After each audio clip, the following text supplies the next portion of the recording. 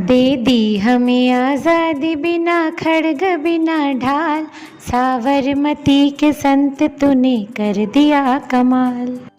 सत्य और अहिंसा के मार्ग पर चलते हुए गांधी जी ने देश को 200 वर्षों की पराधीनता के बाद देश को आजादी दी। अपने सरल विचारों से वे लोगों के दिलों पर घर बना लेते थे। हमें उनके दिखाए गए पद चिन्हों पर चलकर उन्नति के रास्ते पर चलते हुए एक नया इतिहास बनाना है। गांधी जी के 152वीं जन्म दिवस के अवसर पर हम बीजेएम के बच्चों द्वारा उनके विचारों पर प्रकाश डाला गया है। गांधी जी हमेशा स्वदेशी को अपना बल मानते थे। स्वदेशी इस शब्द का अर्थ ही बलशाली है। इसका अर्थ हम, हमारा, मेरा या अपना कुछ भी कह सकते हैं। यानी जिस देश में हमारा जन्म हुआ, जिस देश से हमारी पहचान बनती है, स्वदेशी बनकर उस देश को आगे ले जाना हमारा कर्तव्य है। तो आइए एक छोटे से नाटक के जरिए इसे समझते हैं। दो दोस्त मोबाइल पर कुछ काम कर रही थी। तभी तीसरी दोस्त वहां आती है और दोनों को खुश देखकर उनकी खुशी का कारण पूछती है। तो पहली दोस्त ने कहा कि वह टिकटॉक पर मज़ेदार वीडियो बना रही है। तो दूसरी दोस्त ने कहा कि उसे कैम स्कैनर से कुछ स्कैन करना है और वीचैट के ज़रिए दफ्तर भेजनी है। यह सब सुनकर तीसरी दोस्त उन्हें रोकती है और उन्हें कहती है कि यह सारे विदेशी ऐप हैं, उन्हें अपने देश के बने ऐप का इस्तेमाल करना चाहिए।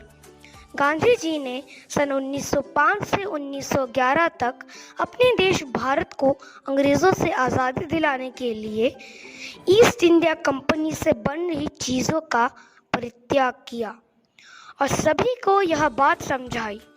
उनके कहने पर देश भर के लोगों ने उनका साथ दिया।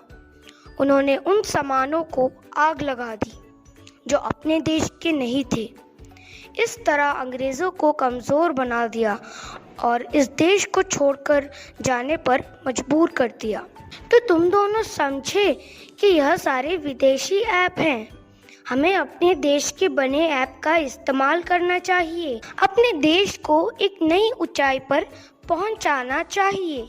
स्वदेश को अपनाना है, स्वर्णिम इतिहास दोहराना है। बरसों लगे जिस बेड़ी से निकलने में, उनमें खुद ही नहीं बन जाना है।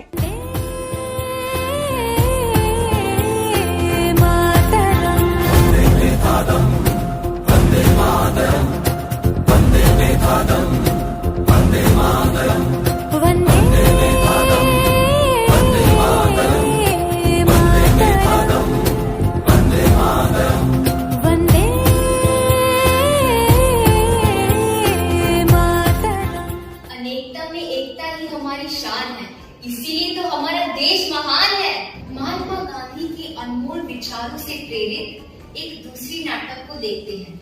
आदित्य और रहीम दोनों गहरे दोस्त हैं, लेकिन आदित्य के दादाजी जो जाति में ब्राह्मण थे और अपने धर्म को सर्वश्रेष्ठ मानते थे, उन्हें दूसरे जाति और धर्म के लोगों से नफरत थी। वे उनसे बात तक नहीं करते थे। आदित्य जब भी स्कूल से आता, उसके दादाजी उसे पूरी तरह नहला देते। इस बात से आदित्य बहुत परेशान भी रहता था। एक दिन आदित्य और रहीम साथ में खेल रहे थे। तभी अचानक आदित्य गिर पड़ता है और उसके सिर पर चोट आ जाती है। रहीम आदित्य के घर जाना तो चाहता था, लेकिन उसे याद आ गया कि उसके दादाजी घर पर होंगे, वो रहीम की कोई बात नहीं सुनेंगे।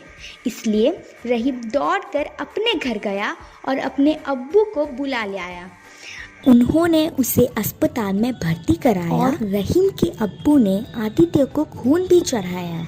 रहीम के अब्बू ने आदित्य के घर खबर पहुंचा दी थी।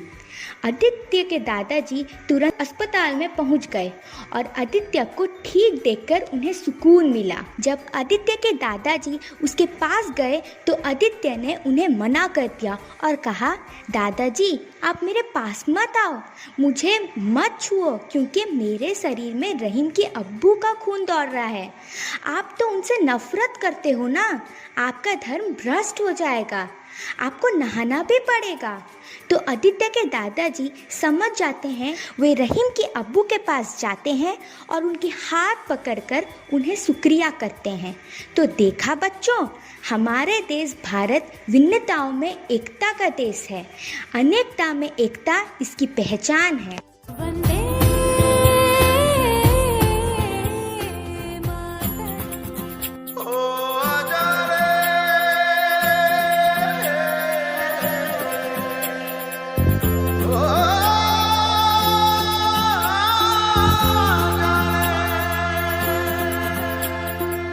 माटी पुकारे तुझे, देश पुकारे, आजा रे अब आजा रे, भूले हम राह हमें राह दिखा दे, आजा रे राह दिखा दे।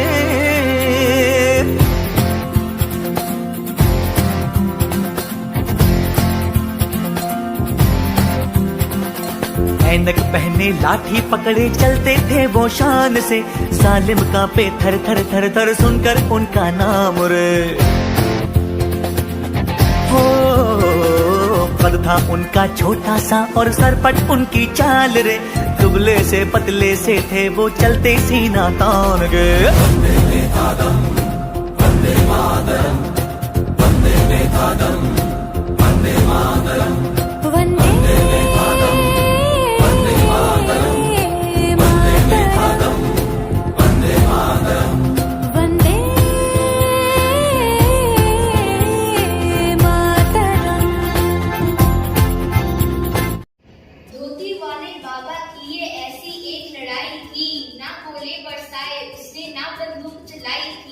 सत्य अहिंसा के बल पर ही दुश्मनों को धूल चटाई थी, मन की ताकत से ही उसने रोका हर तूफान को।